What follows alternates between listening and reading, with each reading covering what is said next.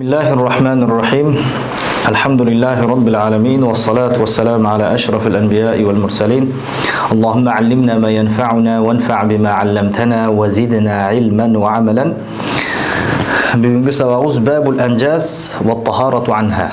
Necaslar canalardan tazalanu babı ekan.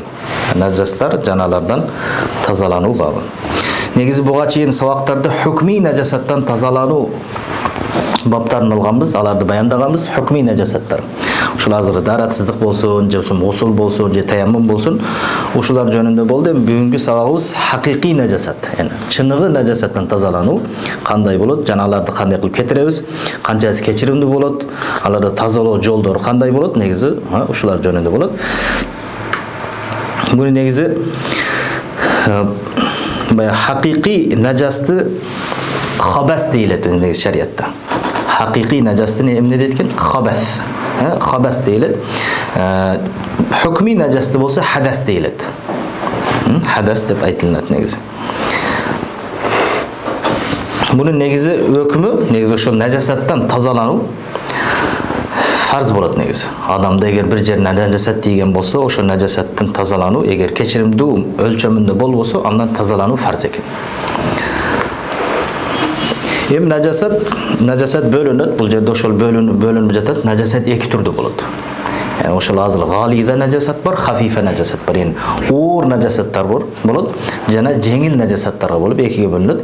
Tanqasimun najasatu ila qismayni dedik. Najasat, yani çınığı najasat, haqiqiy najasat ikiga bölünadi ekan. Galizatun, yani uğur bo'lgan najasatlar sebebi andan keçirimdүү bölügü az ekan anın. Uğur najasat deyiladi ekan anın. Jana jengil najasat bo'ladi. Çünkü jengil najasat bo'ladi. Bular neginchi birinchi o'sha galiza najasatdan boshlaymiz. Fal galizatu kal khamri dedik. Hem galiza uğur najasatlar qanday najasatlarda aytiladi negizi? Uğur najasat deb aroq siyaqtуу bo'lgan. Bu negizi aroq xamr degende жүзүмдүн суuna aytiladi. Çünkü жүзүмдүн суuna azırgı şu vino bolsun, konyak bolsun, şu жүзүмдүн суundan dayardalgan, je bolsun qurmany suundan dayardalgan suudu oşol mas kıla turgan, oşol kaynasa, köp çıksa, jana köpüktörde atıp kala turgan bolsa, uşunday dengelge jete turgan bolsa, bul xamr bolot, adamды mas kılıp, oşol haram dengelge jetedi. Bu negizi galiza uğur najasat deb jetamiz. Negizi uğur najasatda fiqhda talaş çok bolgan meselelerde aytıladi. Bardыгы bir ittifaq bolgan anın najas ekendigini talaş bolbogan nerselerde uğur najasat deymiz negizi. Ve damil masfuh, ikincisi anın damil masfuh. Oşol atılıp çıkkan kan. Oşol kekirtekten, koydun je, uydun je, başka narsa soygonda, oşol kekirtekten çıkıp жатқан kan bolsa, anı Kur'anda da damam masfuha degen. Yani atılıp çıkkan kan. Negizi al dağı haram bolot, jana najas bolot. Eğer bir kiyimingizge tiye turgan bolsa, je oşo namaz okuy turgan jerge tiye turgan bolsa, anda najas bolot ekan al жерде. Biroq azırgı kekirtekten atılıp çıkkan kan najas dedik. Bu najasat galize eken, biroq ettin içindeki kalgan kan najas mı, najas emes mi? Mesela et soyup, et deyilip koygandan keyin ettin içinden çıkıp жатқан kan bolsa, anı şorpoga salganыбызda da şorpoda azmaz koşuluşu mümkün. Eğer oşondoy kandar bola turgan bolsa najas emes al. Çünkü al taza kan bolatan.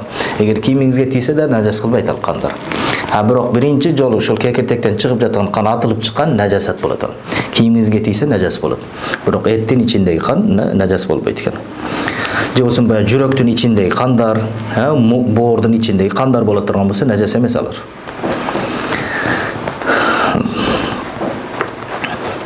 Ve lahmil maytati, jana ölümtüktün eti dağı najas galiza bolat ekan. Çünkü özü haram şeriatda al nerse, jana alar najas bolat. Kiyimingizge tiyse, je bolupsun oşo namaz okuy turgan jeringizge tiye turgan bolsa najasat galiza bolat. Eğer oşol kandуу bola turgan bolsa, kanı bolsa. Bir gana balıktın kanı bola turgan bolsa najas emes. Эгер балыкты сойгондо балыктын каны кийимиңизге чачыраса, ал же болсо чигирткенин каны боло турган болсо, ошол кийимиңизге тие турган болсо, алар нажас кылбайт экен. Же болбосо ага турган каны жок болгон нерселер болсо, ошолордун каны боло турган болсо, өзүнүн ага турган каны жок. Мисалы, чиркей бирок бир жерден кан алып туруп, бирөөдөн ошону урганыңызда кан ага турган болсо, же тийсе, ал жерде да нажас кылбайт экен. Ва лахмил майта дедик, өлүмтүктүн эти харам болот экен. Ва ихабуха. Жана алардын териси дагы нажасат гализ экен. Түшүнүктүү? Алардын териси дагы, ошол майтанын териси дагы харам болот. Яни харам болот, ал нажас болот дагы. Мисалы, бир кой харам өлүп калган болсо, кой харам өлгөн болсо, же болсо уй харам өлгөн болсо, ошону терисин шилип ала турган болсоңуз, тери ашталбастан мурда нажас болот. Эгер ошол терини алдыңыз, рюкзакка салдыңыз, ошол менен туруп намаз окуй турган болсоңуз, сиз нажасатты көтөрүп намаз окуган болосуз. Жайыз эмес. Түшүнүктүү? Ошол тери ашталбаган болсо нажас болот. Ошондо намаз окуйм десеңиз нажас болот, ашталбастан туруп. Ошондуктан анын терisi дагы, ошол майтанын терisi дагы нажас болот экен. Ашталбастан мурда. Ва баулу ма ла юкалу лахмуху. Жана эти жейлинбей турган айвандардын зарасы дагы нажас гализага кирет экен. Эти жейлинбей турган, мисалы, адамдын зарасы нажасат гализа болот. Аны нажасат кылат экен. Эгер жаш бала болсо дагы, бизде жаш бала болсо баягы болот дегендер бар. Жок, жаш баланын сийдиги дагы, зарасы дагы нажас кылат. Нажасат гализага кирет ал дагы. Же болсун башка эти жейлинбеген жырткыч айбандардын зарасы болсун, ушулардын эти жейлинбей турган айбанаттардын.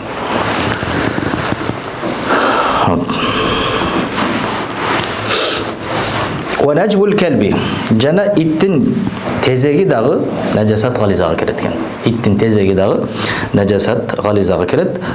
Ва раджи'у сиба'i, жана жырткыч айбандардын тезеги дагы. Мисалы, жырткыч айбанаттар болсун, арсланга окшогон, капланга окшогон ошондой айбанаттар болсо, же болсо чочконун тезектери, алар нажасат гализага кирет. Нажасат гализа болот экен. Ва лу'аби хадит. Алардын шилекейлери, оозудан түшкөн, чачыраган шилекейлери дагы нажасат гализага кирет экен. Иттин, мисалы, оозудан ошол суулар чачырай турган болсо, чочконун оозунан суу чачырай турган болсо кийимиңизге, же болсо аюудун ошондо оозудан түпүрүктөрү сизге чачырай турган болсо, анда сиздин кийимиңизди нажасат кылат экен. Ал менен намаз окуганга болбойт экен. Ва хур'уд дажажи, жана тооктун тезеги дагы нажасат гализага кирет экен. Тооктун тезеги дагы эгер тийсе, бир кийимиңизге нажасат гализа болот экен. Вал батти вал иваззи дейт. Өрдөк каздын дагы тезектери, алар дагы нажасат гализага кирет экен. Ва ма янқулул вулу'a би хуружихи мин баданил инсан, жана адамдын денесиден чыгып даратты сындырган нерселер дагы нажасат гализага кирет экен. Адамдын денесиден чыгып даратыңызды сындыра турган болсо, ал кандай нерселер эле? Адамдын денесинен чыккан кан чыга турган болсо, же болбосо адамдын денесинен чыккан мани чыга турган болсо, же болбосо мази чыга турган болсо, же вади чыга турган болсо, же истихаза боло турган болсо, же хайз, нифас болсо, же ооз толтуруп кайт кыла турган болсо, куса турган болсо, булардын бардыгы нажасатка кирет. Оозуңуз толуп куса турган болсоңуз, кийимиңизге тийсе, кийимиңиз нажас болот. Нажасат гализага кирет экен. Бул азыркы санап өткөндөрүбүз бардыгы нажасат гализа болду. Оор нажасаттар экен. Эми нажасат хафифаларым, жеңил болгон нажасаттар. Жеңил нажасаттар биринчи эле кабаулил фараси дейт. Аттын зарасы экен. Аттын сийдигин айтып экен. Түшүнүктүү? Ал нажасат гализа болот, хафифа болот экен, жеңил нажасатка кирет экен. Ва када баулу ма юкалу лахмуху, жана эти жейилен турган айбандардын зарасы да. Алардын сийдиги, мисалы, койдун, уйдун, төөнүн, ошондой эти жейилен турган айбанаттар бар. Ушулардын же болбосо кийиктердин дагы, мисалы, той эчкиси болсун, кийик болсун, ал эти жейиленет, ошолордун зарасы дагы жеңил нажасатка кирет негизи. Бул жерде ошол эти жейилине турган айбанаттардын сийдиги деп жатабыз. Эми ушулардын тезеги боло турган болсо, Attın tezegi bolsun, je kaçırdın tezegi bolsun, je eşektin tezegi bolsun, je uydun tezegi bolsun, je koydun korgolu bolsun, bular najasat mughallaza eken, najasat galizaga kiretken alar. Tushunibdi? Bu İmam Abu Hanifa rahmetullahi alayhda najasat galiza bo'latgan. Biroq İmam Ayinda Abu Yusuf jana İmam Muhammadda xafifaga kiretken, jengil najasat deytkenlar. Nega desa, talash bo'lganligi uchun adamlar, olimlarning o'rtasida jengil najosatga kiradi. Va huval azhar debdir negisi. O'shol jengil najosat bo'lgani kuchliroq debdir. Sababi bu yerda umumul balva bor. Ko'p yerda misol uydun, qo'ydun, misol o'sha tezeklar ko'p bo'ladi, kiyimlarga tiyadi, o'zgacha ayillarda shunday bo'lsa bir qiyin bo'lib qoladi saqtanu. O'shondan ani o'shol so'z, baya Imom Mayinning so'zi kuchliroq shul debdir.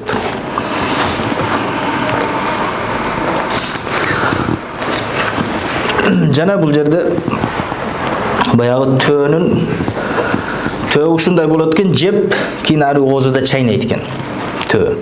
Keyin o'shonda keyda tüpür o'tgan sizga. İçindagi oshqozondagi narsa chiqib sizga tiyetgan, misol o'shon jonda tursa sizga tüpürib solish mumkin ekan. O'shonda aning o'zidan chiqqan narsa tezegiday bo'layotgan. Oshqozonidan chiqqan narsa tezegi qanday hukmini alsa, aning dag'i o'shonda hukmini alatgan negiz. Yani tezegi najasat hafifa bo'la turgan bo'lsa, o'zidan chiqqan, oshqozon atılib chiqqan sizga narsasi dag'i al najasat hafifa bo'latgan. Biroq baliqning qoni toza dedik, najasat qilmaydi ekan.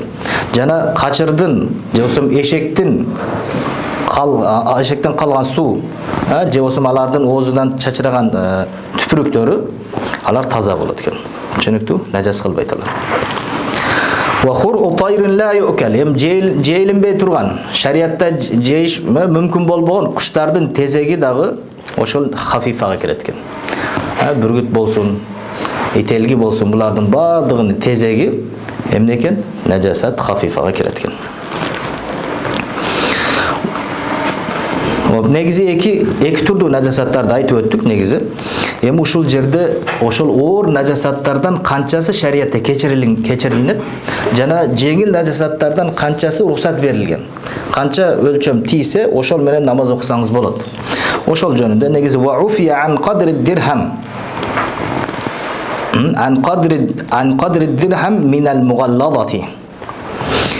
Dirham ko'lamuncha, yani oğur najasatdan dirham ko'lamuncha bo'lsa kechiriladigan shariatda. Eğer dirham ko'lamuncha bo'lsa oğur najasatdan, adamning tezegi, adamning zarasi, je bo'lsam itning tezegi, o'shonday bo'la turgan bo'lsa, o'shonday narsalar eğer dirham ko'lamuncha bo'la turgan bo'lsa, anda kechiriladigan. Tushunibdi? U fi an qadri dirham min al mughallaza. Eğer bir dirhamdan ko'p bo'la turgan bo'lsa, kechirilmaydi andan. Yani o'shoni ketiruvga mumkinchiligi bo'lib turib ketirmasa anda joiz emas. Yani bir dirhamdan ko'p bo'lib ketib tursa, uni ketirish kerak. Negizi bu yerda hozir aytganimiz o'tganda aytganmiz, negizi o'shol 4 gram, je bo'lsa 3 gramdan 3 jana 4 gramda o'rtasida bo'lib qoladi. Eğer o'shunchalik bo'la turgan bo'lsa, ruxsat bo'ladi. Eğer andan ko'p bo'la turgan bo'lsa, al kechirimli bo'ladi. Yani andan ko'p bo'lsa, uni ketkizish kerak bo'lib qoladi. وما دون ربع الثوب أو البدن من الخفيفة jana kechirimli bo'ladi. Yani kiyimde bo'lsin, je bo'lsa adamning denesida kiyiminin 1/4 az bo'lib qolsa kechirimli bo'ladi ekan. Misal attın zarası o'shal kiyimning 1/4 jetib qolsa, anda ketkizish kerak ekan. Eğer 1/4 az bo'lib namoz o'qib qolgan bo'lsa, o'shal kiyimde joiz ekan. Kechirimli bo'ladi ekan. Bu da shariatning bizga bergan jengilchiligi. Sebebi keyda shunday bo'lib qoladi. Misolani tozalov qiyin bo'lib qolganligi uchun, shundaqdan bu yerda eğer 1/4 jetib qolsa, anda juvish kerak ekan. Eğer jengil najasat, o'tida aytgan jengil najasatlar kiyimdan 1/4 jetib qolsa, anda tozalash kerak ekan. 1/4 az bo'lib qolsa, anda al kechirimli bo'ladi ekan negiz. وعفي عن كرؤوس الإبر وعفي عن رشاش البول كرؤوس الإبر. Jana o'shol o'r najasatlardan kechirimli bo'la turgan narsalardan o'shol adamning зарасы чачырай турган болсо, ал оор нажасат болсо дагы кийимиңизге баягы ийненин учудай болуп чачырайт го. Эгер кээде адамдар ошол тик туруп бабыл кыла турган болсо, зара кыла турган болсо, кийимдерине чачырайт, шымдарына чачырайт, ийненин учундай болуп чачырап калат. Эгер ушундай болуп чачырай турган болсо дагы, эгер ийненин учудай болуп, ушул дагы кечиримдүү болот экен. Түшүнүктүү? Эгер ошону кетирип болсам да кетирип алган жакшы, эгер ошол менен намаз окуп койгон болсо, ага бир кечиримдүү болот экен. Түшүнүктүү?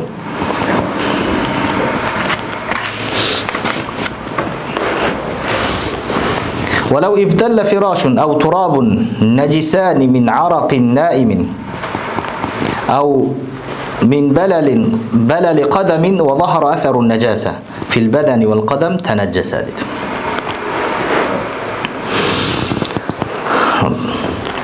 Yani oşol bayağı nımdanuu menen najas bolуу meselesi. Misal bir adam law ibtalla firashun töşök nımdalıptır. Töşök misal oşol töşökкө суу жетип, töşök nımdуу болуп калыптыр. Je болсом топурак ошондой болуп калды. Najisani de tökө najas болуп калат экен. Эгер ошол уктап жаткан, ошонун суу ным болуп калуусу уктап жаткан адамдын тердегениден болсо, тердеп жатканыңызда баягы матрас же ошол төшөк суу болуп кетиптир. Же болсом сиз дарат путуңузду жууп келдиңиз, баягы бастыңыз, төшөктү басып өттүңүз. Ва захара асарун najasa, najasаттын асары көрүнүп калды баягында. Сиз ошол жатып турганыңызда жытык билип калды. Ошол жерде бирөө бабыл кылган экен, зара кылган экен сиздин жаткан кроватыңызда. Сиз ошол жерге жаттыңыз да уктадыңыз, турсаңыз тердеп кеткенсиз. Турсаңыз жыттанып калыпсыз ошол. Түшүнүктүү?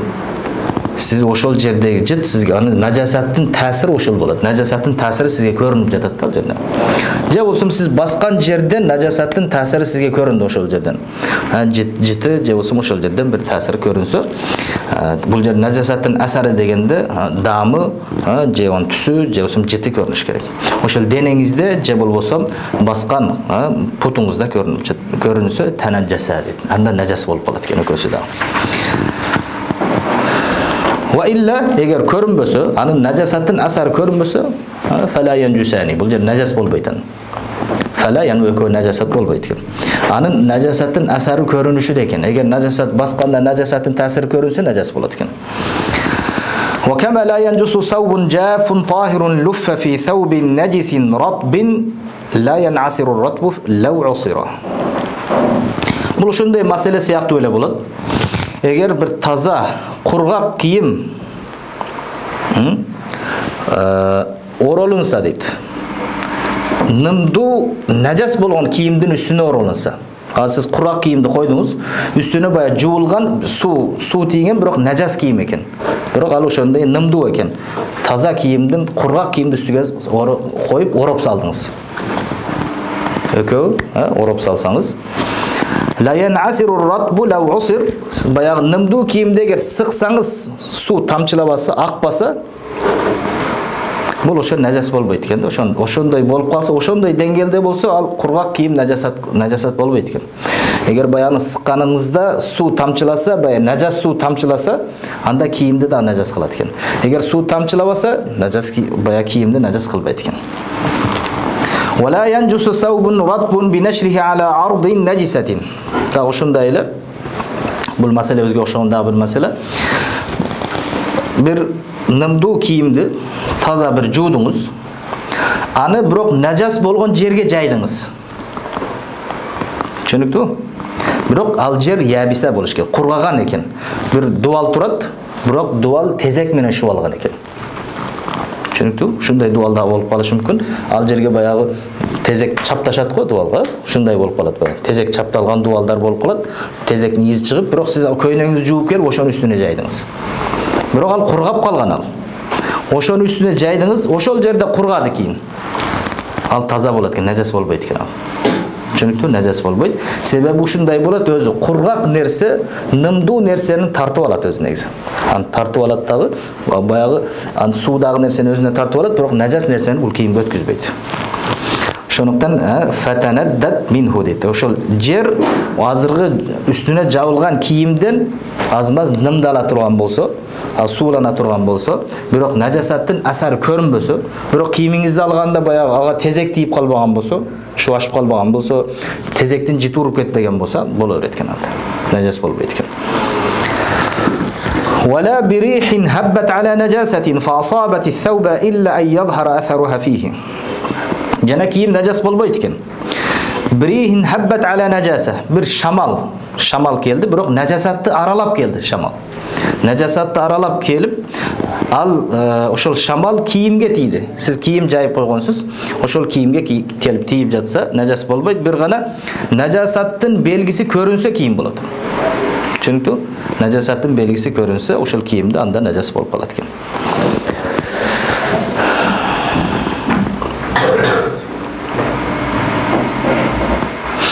Jana shunday masala, misol bir odam ortidan jel chiqsa,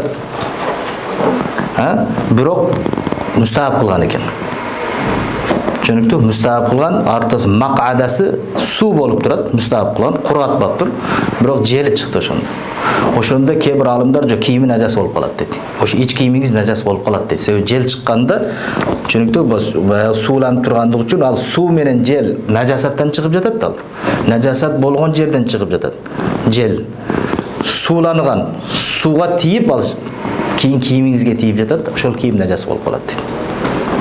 Chunki o'shonday abal bo'lib qoladigan bo'lsa, ich kiyimni da almashtiruga to'g'ri keladi. ويدحر متنجس بنجاسة مرئية بزوال عينها ولو بمرة على الصحيح. Jana najas bo'lib qolgan narsa al dene bo'lsin, al kiyim bo'lsin, je bir idish bo'lsin, o'sha najasatdan toza bo'ladi, ya'ni ko'rinib turgan najasat bor. Kiyimga misol bir ko'rinib turgan bir najasat tiydi. Ani o'zini ketiruv menen bo'ladi.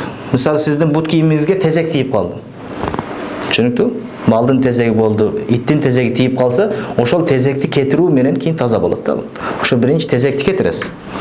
Bir jolu bolsa da, bir jolu şol jerde juu menen tazalasanız, bir jolu juu menen taza bolsa da, oşol sizge oşol farz bolot, oşol tazaloo. Bolbosa, ana 2-3 jolu juuş kerak. Ve la yadurru baqa'u atharin shaqqa zawaluhu. Jana anın asarı qala turgan bolsa, ani ketiruv qiyin bola turgan bolsa, al ziyan qilbaydi ekan. Misal bir kiyimingizga bir najas tiydi. Kiyimingizga tezek tiyip aldı. Sizden aq kiyimingiz ekan. Yaxshi ko'ynogingiz ekan. Biroq oshol jerde najasat tiyip qaldi дағы, oshol najasat tezekni juvsangiz, biroq oshol jer sarg'ayib qaldi. Oshol jer sarg'ayib qaldi, ketpay qaldi. Biroq anin asari ko'rinmay qaldi, biroq tezekni siz ketirdingiz onu. Hani jiti ko'rinmay qaldi boshqa, biroq je bo'lsa oshol jer sarg'ayib bilinib qalsa, oshol menen da taza bo'ladi ekan. Ham hozirgi uchurda ketiradigan yaxshi parashoklar bo'ladi, ani ketirib saladi. Endi murda shunday bo'lgan, ani ketiruvga mumkinchilik az bo'lgan, ani izlari qolgan, biroq oshol qala turgan bo'lsa shariatda joiz. Al qiyin bo'la turgan bo'lsa ketiruv negiz.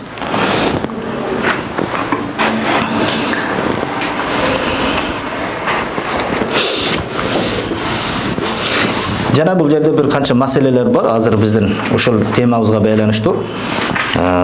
Eğer bayağında idishlar bo'la turgan bo'lsa, je bo'lsin baya bichaqlar bo'la turgan bo'lsa, bir siz haram o'lgan qo'yni so'ydingiz bichaqda. Al haram o'lgan qo'y najas bo'lib, sizni bichagingizga najas tiydi, ani qumga ishqalab menen da toza bo'ladi ekan negisi. Chunki qumga ishqalab, cho'plarga ishqalab qo'ysangiz toza bo'ladi ekan negisi. Ham juvsangiz daha yaxshi. Eğer baya jig'achlar bo'la turgan bo'lsa, jig'achqa najas tushdi. Emne qilasiz? Eğer жаңы jig'ach bo'la turgan bo'lsa, ani bayağı randa bilan alıp salat ekansiz bayağı jer. Üstüne alıp tazalap qo'ysangiz, içine kirmegen bo'ladi, ani tazalap qo'ysangiz bo'ladi ekan. Biroq eski bo'lsa al jig'achda da juvat ekansiz. Endi biroq pishirilgan et najas suvda pishirib qo'ydingiz. Et pishib жатadi, najas tushib qoldi. Emne qilasan? Najas bo'lib qola turgan bo'lsa, o'sha jer pissa al pishib qola turgan bo'lsa toza bo'lmaydi ekan. Sebebi najas suvda et pishgandan keyin najas bo'lib qoladi. Hem tozalov mumkin emas. Najas suv içine kirib ketgan bo'ladi, tozalov mumkin emas. Tushunibdi? Hem bayağı Temir, misal kede ошол кылычтарды мурда же болсо азыр бычактар жасаганда аны кызытып, отко кызытып урат, кийин сууга салып турат. Бирок ошол сууга салган суу нажас болуп калса, сиз ошондо бычак даярдап жатканда же болсо курал даярдап жатканда ошо нажас сууга салып даярдаган болсо, ал бычак дагы нажас болуп калат экен. Аны катыран кылыштык үчүн, аны тазалаштык үчүн дагы ошондой эле кызытып, таза сууга салып 2-3 жолу кийин тазалап башкаттан кылышыңыз керек экен. Ошондо ичиндеги кирген нажас суулар чыгып кетет. Түшүнүктүбү?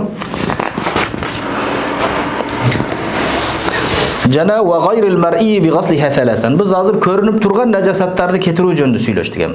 Эми көзгө көрүнбөгөн нажасатты кандай кылып тазалайбыз? Көзгө көрүнбөгөн нажасаттар би гаслиха саласан 3 жолу жуу менен болот экен. Мисалы азыр сийдикке ошогон, зарага ошогон нерселер тийген болсо көзгө көрүнбөйт.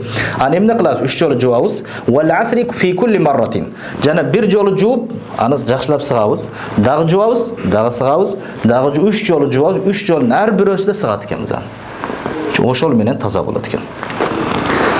ويدحر ما لا ينعسر بغسل حتى يظن طهارته дейт. Жана сыгылынбай турган, аны сыгышка мүмкүн болбогон нерселерди жуабыз, яна көп жуабыз.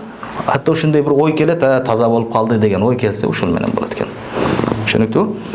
Мисалы сыгууга мүмкүн болбогон нерселер болот. Мисалы килемдик ошогон. Аны сыгууга мүмкүн болбогон нерселер болсо, көп жолу суу агызабыз, ошол менен таза болот. Ва татхуру najasa. Жана нажасат таза болот ани сауи вал бадани бил маи. Азыр нажасат хакыйкый, чыныгы нажасат, ал көзгө көрүнгөн болсун же көзгө көрүнбөй турган болсун, ошол кийимдеги болсун же денедеги болсун, суу менен таза болот. Биринчи эле суу менен жуабыз аны. Жана суудан башка бикулли маи'ин. Суюктуктун ар бирөөсү менен да кетирсек болот экен. Бензин менен кетирсек да болот экен. Солярка менен да жуусак болот мисалы. Тезек тийип калган болсо, сиз бут кийимиңизге бензин менен тазаласаңыз да таза болот. Түшүнүктүү? Эгер азыргыдай хакыйкый нажасат болсо, бирок hukmiy нажасатта болбойт. Суудан башкасы жарабайт эле, туурабы? Дарат алсаңыз, бензин менен дарат алса болобу? Дарат алса болбойт. Бирок чыныгы нажасат болсо, аны бензин менен кетирсеңиз болот, сок менен кетирсеңиз болот. Ошондой нерселер менен нажасатты кетирсеңиз болот эле. Ошондуктан суюктуктун бардыгы музил боло турган болсо, кетирүүчү болсо болот экен, жайыз экен. Кал халли ва ма'ил варди дейт. Ошого мисал алып келип жатат, уксуско ошогон жана гүлдүн сууга окшош нерселерди, жайыз экен. Ва ядхурул хуффу ва нахвуху, жана мазга ошогон, мастыга ошогон жана ошого окшош бут кийимге окшогон нерселер таза болот нажасаттан суу менен жана азыркы суюктук менен биддалк жерге ишкалоо менен. Ошол мастыңызга бир тезек тийип калса, жерге ишкаласаңыз кумга, ошол менен дагы таза болот экен негизи. Яни суу менен дагы жуусаңыз болот, суюктук менен да кетирсеңиз болот. Ошол эле учурда жерге ишкалоо менен дагы, топуракка ишкалоо менен тазаласаңыз болот экен. Яни мин najasатин лаха жирмун дейт. Ушул нажасаттан анын денелүү нажас болсо, ошондой кылсаңыз болот экен. Азыркыда денелүү дегенде тезекке ошогон, денеси бар, көзгө кармаса боло турган нажас. Ушул денелүү болот. Валау канат ратбатан, ал жаңы тезек болсо дагы, жаңы тезек. Ошол мазыңызга тийип кала турган болсо, мастыгы, ошону дагы азыр суу менен, суюктук менен, же болсо жерге ишкалоо менен дагы тазаласа болот экен негизи. Ва ядхуру сайфу ва нахвуху, кылычка ошогон, же болсо күзгүгө ошогон, ошондой идиштер кандай кылып таза болот? Нажас тийип кала турган болсо, азыркы учурда стакандар дагы, шишеден кылынган стакандар дагы ошого келет негизи. Же болсо банкалар дагы ошого келет негизи. Алар таза болот бил масхи дейт. Масх кылуу менен, яни ишкалоо менен таза болот экен. Мисалы күзгүгө нажас тийген болсо, аны ишкалап, тазалап, арчып тазалап койсок, миндил менен, кагаз менен же бир чүпүрөк менен, ошол менен таза болот экен негизи. Себеби ал ичине кирип кетпейт да, ичине кирбеген нерсе бол үстүнө эле жакшы жууп койсок болот.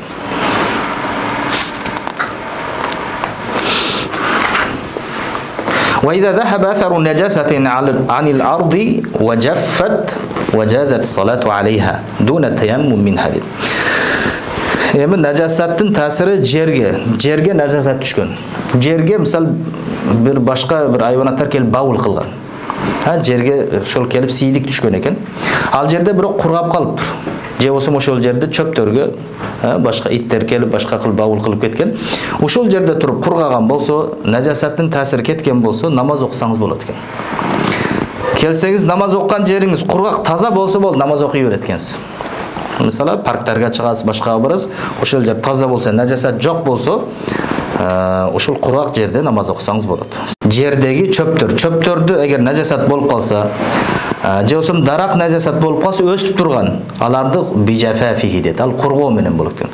Эгер ошол бабыл тие турган болсо, ал құрғап қалса нәжасаттын, ошол менен таза болот экен негизи. Wa tadhuru najasatun istahalat aynuha ka'an sarat milhan. Жана ошондой эле нәжасат башка нерсеге айланып кете турган болсо, мисал кa'an sarat milhan, нәжасат милх болуп калыптыр, тузга айланып кетиптир. Же болсо топуракка айланып кетти, анда нәжасаттыктан чыгып кетет экен. Мисал адамдын тезеги ал топуракка айланып кетти. Бул нәжаса эмес, ал таза болот. Түшүнүктүү? Же болсо ушундай мисал алып келишет, бир эшек туз кенине түшүп, ошол жерде тузга айланып кетти. Ал ушундай туздун ушундай өзүнүн өзгөчөлүгү бар экен, суу туз түшкөн нерсесин өзүнө тартып жок кылып берет, эритип салат экен. Ушундай кислотасы болот экен, жок кылып түшкөн нерсени тузга айлантырып салат экен. Тузга айланып калды, эмне кылабыз? Болду, ал туз болуп калды, нәжес эмес ал жер. Уксус, азыркы айткан жүзүмдөн кылынган уксус турду, вино мисал туруп уксуска айланып кетти. Бул таза болуп калды. Эгер уксуска айланып калган болсо таза болот анда. Ау ихтаракат биннар dedi. Же болсо от менен күйдүрүп салдык. Тезекти күйдүрдүк да күл болуп калды. Таза экен анда, нәжес эмес экен. Түшүнүктүү? Wa yadhuru al-maniyyu al-jaf. Кургап калган мани таза болот бифарки ханис-сауп. Кийимиңизге мани тийип кургап калган болсо, ушалап ташасаңыз таза болот экен. Түшүнүктүү? Ошол жерде ушал жуубастан ушалап койсоңуз дагы таза болот. Жана денеңизге тийген болсо дагы ал жерде ушалуу менен таза болот. Жуусаңыз да болот, ушаласаңыз да болот экен. Wa yadhuru ar-ratbu bi ghaslihi, анын баягы кургабаган боло турган болсо жууштук менен гана тазаланат. Түшүнүктүү? Жуас кийин таза болот экен. Ошол кичине фасылда алып коебуз. Wa yadhuru jildul mayta. Өлүмтүктүн териси таза болот. Эми аштоо маселеси. Түшүнүктүү? Аштоо маселе. Терини кандай кылып аштайбыз, тазалайбыз, ошолар жөнүндө. Эгер филдин териси болсо дагы аштасак таза болот. Филдин териси болсун, чочкодон башка, бирок бардык хайванаттардын терисин аштасак, адам менен чочкодон башка бардыгынын терisi таза болот экен аштай турган болсо. Биддибагатил хакикияти, аштоо дагы чыныгы аштоо болот. Кел карады азыркы химический жолдор менен аштоо жолдору болот. Азыр заводдордо дарылар менен кошуп, ошол менен ашташат. Же болсо мурда ошол кел караз деп, ошол караз деп аштоого даярдалган өсүмдүктөр болгон, ушул гүлдөр менен негизи аштаган. Же болсо аштоо hukmi аштоо болот. Ал азыркы топуракка көмүп коет экен. Ошол терини алып топуракка көмсө, ошол жерде баянын суюктугу, шылымшыктар кетет, топурак менен аштоо болот экен. Же болсо күн менен күнгө таштап коесаңыз, туздап туруп, койлордун баягы терисини туздап күнгө таштап койсоңуз, ошол жерде кургап ашталып калат экен. Ошол абага таштайсыз, ал жерде жыт кетет, ичиндеги нымдуулугу кетет, кургап жакшы болуп калат. Кийин ошонун үстүнөн намаз окусаңыз болот экен, ашталгандан кийин намаз окусаңыз болот, ал териден кийим тиктирсеңиз болот. Же болсо андан дарат алсаңыз болот, ошондон бир идиш жасап ошол териден. Түшүнүктүү? Же андан ичсеңиз болот, кыскасы иштетсеңиз болот экен өзүңүзгө. Илля жилдан хинзир, чочконун эти андай болбойт экен. Чочконун этини иштеткенге болбойт экен. Эми аштасаңыз дагы нажасыл айын болуп тура берет экен.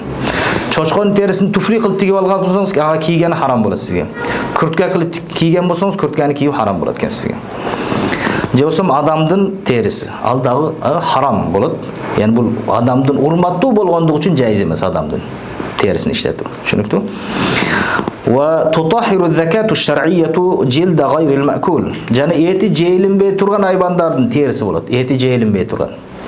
Эшектин терisi болсун, качырдын терisi болсун, аюудун терisi болсун, эми ушуларды бисмиллаху акбар деп соя турган болсоңуз, карышкырды кармадыңыз, түлкүнү кармадыңыз, бирок бая шарияттын буйруган жолу менен бисмиллаху акбар деп сойдуңуз. Бирок ошонун терisi болду, нажас болбойт экен. Бирок этини же болбойт, бирок терisi таза болот экен. Ошол менен терисин шылып алдыңызда рузакка салып намаз окуган болсоңуз, ашталбастан туруп дагы жайыз экен. Чөнтү ал таза болот экен ошол менен. Дуна лахмихи деп ошол эти таза болбойт ал, бирок анын терилери таза болот экен. Ва куллу шайин ла ясри фихи дам ла янжусу бил маут. Эми Kanı жоқ болған нәрселер, қаны жоқ болған. Ошол айбанаттын денелерде қан жүрбөгөн жерлер. Бирок чочкодон башка бул дагы. Ал нажас болбойт экен. Мисал чач, же жүн. Мисал кой харам өлүп калган болсо, ошол жерде жүнүн ала турган болсо, ал нажас эмес ал. Ал себеби жүндө кан жүрбөйт ал. Ошондой нерселер болсо, ал нажас болбойт экен. Ошондуктан кашшари, яни жүнгө окшогон, варриши, же баягы тооктун патыга окшош нерселер, аларда дагы нажас болбойт. Ошону жылып алган болсоңуз, вал карн, же анын мүйүзү. Мүйүзүн алдыңыз, андагы нажас болбойт экен. Вал хафир, же анын туяктарын алган болсоңуз, вал азм, же сөөктөрү, малам якун бихи дасам, бирок ошону алганыңызда бул жагы майлуу суюк нерсеси тийип турбаган болсо эле болот экен. Себеби кээде ошол бир тооктун патын жылып алсаңыз, асты майланып турган болуп калышы мүмкүн баягы. Харам өлүп калган башка тоок болсун, же каз болсун, эгер ушул болсо, ушунун учу нажас болот. Эгер кургап калган болсо, анда болот экен. Wal asabu najisun fi sahih dedim. Taramış najas bolot dedi. Haram өлүп калган нерсенин тарамышты боло турган болсо, алар дагы наjas болот dedi. Wa nafijatul misk tahiratun. Nafijatul misk deйлет, бул ушул кийиктерде болот. Баягы эң таза мисктер болуп калат дейбиз. Бул кийиктердин ичинде ошондой бир кичинекей калтача болот. Чөнки ошол калтачага миск чогулат. Ошол мисктин калтасы ал таза экен, нажас эмес экен. Себеби миск нажас эмес да. Ошондуктан анын калтасы дагы нажас болбойт экен. Ошо нафижатул миск деп ошону айтылат. Ал таза экен жалпы эле. Ва аклуху халалун дейт. Аны жесе да халал болот. Ошо мисктен негизи аклул миск халал. Мисктин мисалы оозуңузга кирип кете турган болсо нажас болот эмес ал. Түшүнүктү? Ва забаду tahirun. تصح صلاة متطيب به. والزباد деп негизи забад деп бул баягы сылоосун дейбизби? Тоодо жүргөн сылоосундарда айтылат. Негизи ошол алардын дагы куйругунун астында ушундай бир жер болот экен. Ал жерге дагы миск чогулат экен. Түшүнүктү? Ошол жерге миск чогулат экен. Эгер ошол миск ошол менен да калып, мисал, миск койгон болсоңуз, кийимиңизди жыттандырган болсоңуз, андан нажас эмес экен ал да. Ошол да таза экен негизи. Түшүнүктү? Ошону тасиху салату мутатайибин бихи, ошол менен жыттанган адамдын дагы намазы дурус экен дейт. Себеби неге десе ал ошол өз негизи мурда кан болгон, кан мискке айланып кеткен болот. Баягы истихала болуп жатат да бул жерде да. Истихала, яны бир нажас нерсе халал нерсеге айланып жатат бул.